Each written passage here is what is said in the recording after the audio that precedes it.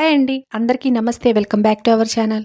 ఈరోజు మన ఛానల్‌లో సాఫ్ట్‌గా చాలా టేస్టీగా నోట్లో వేసుకుంటే ఇట్లే కరిగిపోయే టేస్టీ అయిన రవ్వ లడ్డు ఎలా ప్రిపేర్ చేసుకోవాలో ప్రాసెస్‌లోకెళ్ళి చూసేద్దాం. ముందుగా ఏదైనా ఒక మిక్సింగ్ బౌల్ తీసుకొని 3 కప్పుల వరకు బొంబాయి రవ్వను తీసుకున్నాను. దీన్నే సుజీ రవ్వ, ఉప్మా రవ్వ అని కూడా అంటారు కదా! అలాగే అదే కప్పుతోటి ఎండు కొబ్బరి పొడి కూడా ఒక కప్పు వేసుకొని, ఒక చిన్న కప్పుతో నెయ్యి కూడా వేసుకొని, ఈ 3 బాగా కలిసేలాగా చేత్తో ఇది మొత్తం బాగా కలిపేసుకోవాలి. ఎండు కొబ్బరి, నెయ్యి, ఈ రవ్వ బాగా కలిసేలాగా మొత్తం అంతా ఇలా కలిపేసుకున్న తర్వాత, ఇప్పుడు స్టవ్ వెలిగించుకొని ఏదైనా ఒక ప్యాన్ పెట్టుకొని చిన్న కప్పుతో ఒక కప్పు వరకు నెయ్యిని వేసుకున్నాను.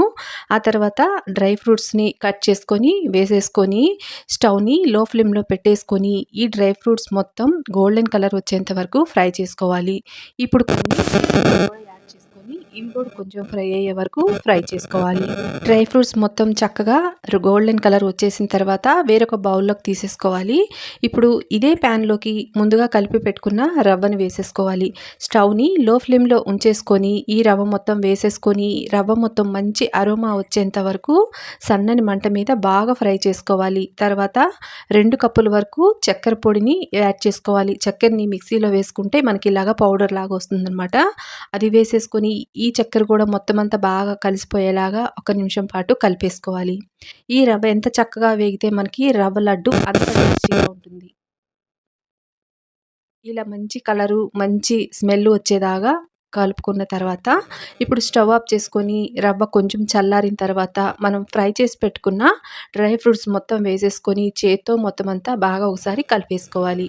ఇప్పుడు కాచి పెట్టుకున్న పాలను కొంచెం కొంచెం యాడ్ చేసుకొని రవ్వ మొత్తం ఇలా కలుపుకుంటూ మనకి నచ్చిన షేప్‌లో రవ్వ లడ్డుని ఎంత సైజు కావాలో అంత సైజు రవ్వ లడ్డుని చుట్టేసుకోవడమే. రవ్వ గోరువెచ్చగా ఉన్నప్పుడే కొంచెం కొంచెం పాలని యాడ్ చేసుకుంటూ రవ్వ లడ్డూలు మొత్తం ఇదే విధంగా చుట్టేసుకోవాలి. పాలనని ఒక్కసారి యాడ్ చేసుకోకుండా ఇదే విధంగా కొంచెం కొంచెం వేసుకొని చుట్టేసుకున్నామంటే మనకి రవ్వ లడ్డూలు సాఫ్ట్‌గా చాలా టేస్టీగా ఉంటాయి. మనకి ఎక్కువ రోజులు నిల్వున్నా కూడా ఇదే విధంగా సాఫ్ట్‌గా ఉంటాయి. గట్టి పడకుండా ఉంటాయి. చిన్న పిల్లలైనా, పెద్దవాళ్ళైనా ఎవ్వరైనా సరే 1కి 2 లాగించాల్సిందే. అంత టేస్టీగా ఉంటాయన్నమాట. ఈ ప్రాసెస్‌తో చేసి చూడండి చాలా బావుంటాయి. మరి మన వీడియో నచ్చితే తప్పకుండా ఒక లైక్ చేయండి. కొత్తగా ఛానల్‌ని చూస్తున్న వాళ్ళు ప్లీజ్ సబ్స్క్రైబ్ చేసుకోండి. Thanks for watching. Festival start అయిన కాడ నుండి మన ఇంట్లో పచ్చి కొబ్బరి అనేది ఉంటూనే ఉంటుంది. అది వేస్ట్ చేసుకోకుండా ఎన్నో రకాలుగా మనం యూస్ చేసుకుంటూనే ఉంటాం. అలాగే ఈ పచ్చి కొబ్బరితోటి లడ్డు కూడా చేసుకుంటే చాలా తక్కువ టైంలో అయిపోతుంది. ఆయిల్ కానీ, నెయ్యి కానీ ఏది వాడకుండా. సో లేట్ చేయకుండా ఎలా చేయాలో ఇక్కడ వీడియోలో చూసేద్దాం. ఈ లడ్డు కోసం పచ్చి కొబ్బరిని తీసుకోవాలి. ఈ కొబ్బరి సపరేట్‌గా మనకి చిప్పలో నుండి రావాలి అంటే ఒక 1 అవర్ పాటు ఫ్రిడ్జ్‌లో ఉంచామంటే ఇదే షేప్‌లో మనకి కొబ్బరి అనేది మొత్తం ఊడొచ్చేస్తుందనమాట చిప్ప నుండి సపరేట్ అయ్యి. లేదా స్టవ్ మీద కాస్త వేడి చూపించినా వచ్చేస్తుంది. తర్వాత ఈ కొబ్బరిని పైన బ్రౌన్ పార్ట్ మొత్తం తీసేసి ఈ విధంగా సన్నగా ముక్కలుగా కట్ చేసుకోవాలి.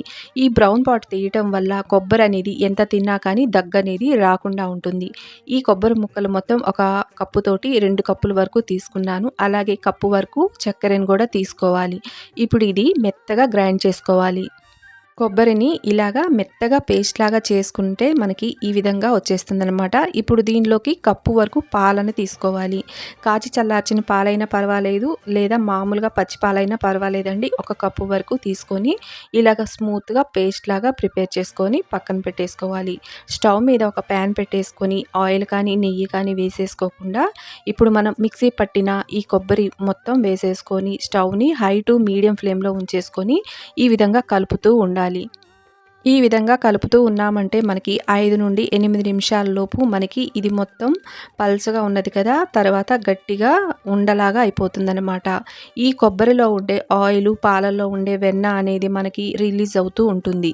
దానివల్ల మనం ఆయిల్ కానీ, నెయ్యి కానీ వేయాల్సిన అవసరం లేదు. ఈ విధంగా కాస్త గట్టిగా అయిన తర్వాత కాస్త ఇలాచి పౌడర్ వేసుకొని మొత్తం బాగా ఒకసారి కలిపేసి స్టవ్‌ను ఆఫ్ చేసుకొని ఇప్పుడు ఇది మొత్తం ఒక ప్లేట్‌లోకి తీసేసుకోవాలి.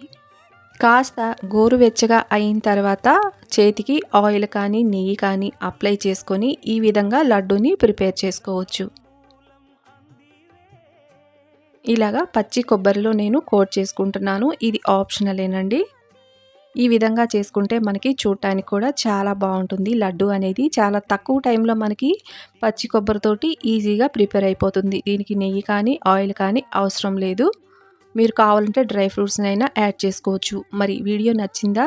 నచ్చితే తప్పకుండా లైక్ చేయండి. Thanks for watching.